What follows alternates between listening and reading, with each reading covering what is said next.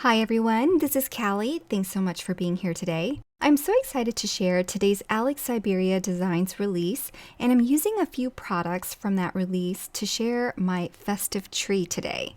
My card today is entirely paper pieced, and I've got 3 die sets here. The first one is the Festive Tree and Wreath. I love that you can build your own tree, and that wreath is a great size and has cutouts for the foliage that you can pop up for some dimension. The second set is called Mini Ornaments, and it's got a bunch of little ornaments in all different shapes and little holiday icons that I think are so cute, and I wish I had the opportunity to die cut them all, but this tree can only fit so much. Finally, we have that Festive Sentiments die set with 2 sentiments, and I've die cut everything before starting the filming of this card. So I've got it all ready to go here.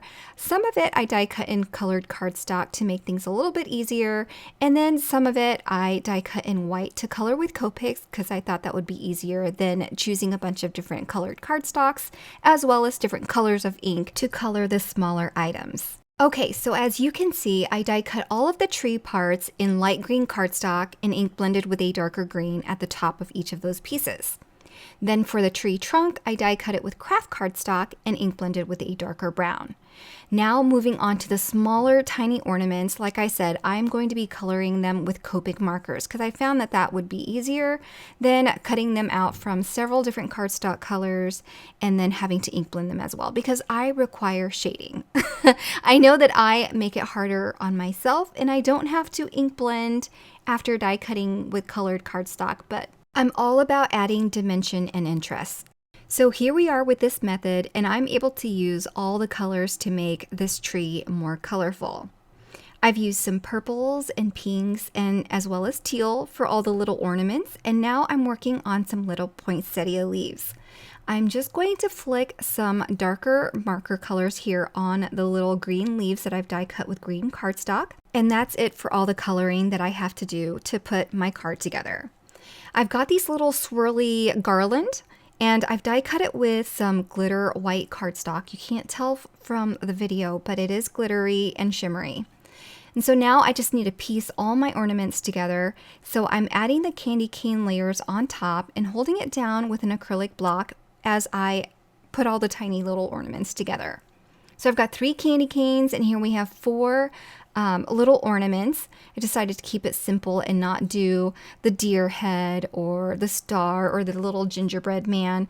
There's so many cute ones on there, and I really did want to keep my tree a little bit more cohesive with a theme, I guess, with more traditional objects like ornaments and candy canes. But how cute would it be to create a background of all those little ornaments from that one die set? I just think that's so cute. Last but not least, I'm putting together all the little poinsettia flowers. I've die cut them in a dark pink and a lighter pink, and I'm just stacking the light over the dark and then adding a little white glittery center to all the centers of the flowers. I die cut those from white glitter cardstock just like I did for the garland. And then I'm going to take all those little leaves and I'm going to use 2 leaves per poinsettia. And you'll see here I just kind of position the leaves kind of close together at an angle opposing each other. And then I'm just going to add 2 little dots of glue and then add the flower right on top. And that just creates a little cluster, and I can add that to my tree for interest. All right, so now that all of the parts for the tree are put together, I just need to put together my sentiment. And I've die cut the words in gold cardstock and the shadow in vellum. So I am just going to glue those 2 together, lining it up as best I can. And I'm not going to stack any additional foam adhesive or layer these die cuts to give them dimension because there's going to be plenty of dimension on the tree and it's going to be a little bit busy. So I just want to keep this a little bit simple. And so I'm just doing 1 layer. Now I can go ahead and put my tree together. And to do so, I'm going to stack all those pieces on top of each other.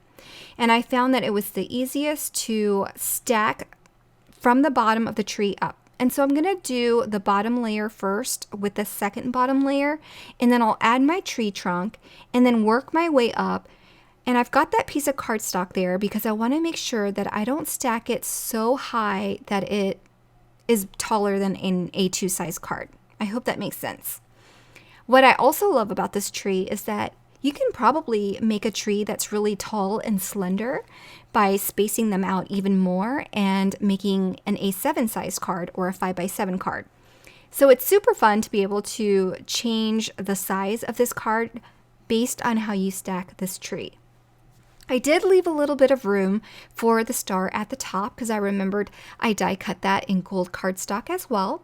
So now I'm going to finish by decorating my tree with all the garland and fun ornaments that I've prepared. My daughter asked me today, she's 9 years old, she asked me if we could put the Christmas tree out soon, and I told her that it would really depend on her dad because he always gets a little bit grumpy when I mention pulling out all of the Christmas things and decorating. He doesn't have to do much work, he just has to pull it all out for me. But every year it feels like I delay it because I know it stresses him out. Does anyone else's husband act that way? I don't know. It's not that he's a Grinch or doesn't love the holidays, because he is so good at being festive and buying gifts, which I am not great at. But anyway, when I was making this card, I felt like I got a little of my Christmas decorations out on a little A2 size card, and that was good enough for me for a few weeks. Anyhow, as you can see, I splattered my tree once I put my garland on with lots of white splatters. And on a side note, I love flocked trees. I wish I could have one, but I don't think I can stand the mess that it creates. So I'm just gonna live with splatters on paper. Anyway, once I was done splattering it, I just went ahead and went to the next step of adding all of the ornaments on the tree, spacing out all the elements as much as I could. Now, I know I'm going to have a simple background, but I wanted to create a little bit of a nice border. So I am using a die from Lawn Fawn called Lacy Rectangle Stackables, and I've used the second largest size to die cut this nice lacy frame for this Christmas tree. And I've added some thin 3D foam squares on the back of this tree before adding it to that lacy background. And then I'll adhere that directly to a white note card or card base. Now to finish my card, last but not least, I'm just going to add some liquid adhesive on the back of this sentiment and then just add it right over the tree. There's really not a lot of space or areas where I can add the sentiment, so I just slapped it right over all the ornaments. And that does it for this card. I hope you enjoyed it.